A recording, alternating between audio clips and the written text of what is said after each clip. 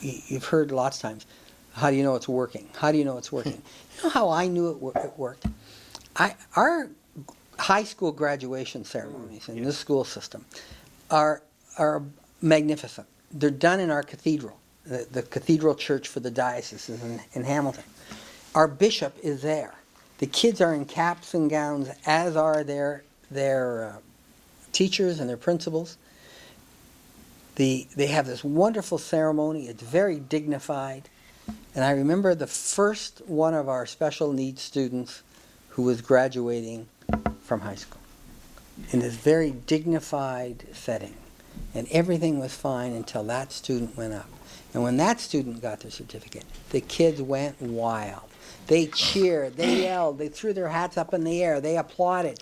They got out of their seats and hugged the student. I said, did it work? You're damn right it worked. That showed you that it worked. You see, what works on that stuff too is that if you have the rules and the regulations, but if you do not say, if the person has this type of a disability, you get a half an educational assistance. A story from, I'll tell you the story about this young lady with Down syndrome who was Josephine. Josephine came to school at St. Teresa's School, and she couldn't speak. And so the kids in kindergarten, early childhood, learned how to sign. Not because anybody told them to, because they wanted to. And I used to go around saying Josie's nonverbal, and the staff said, you got to stop talking this. She talks. Okay.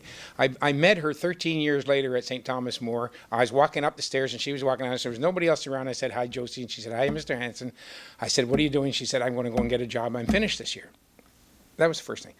Ron Cosell was the principal of that school.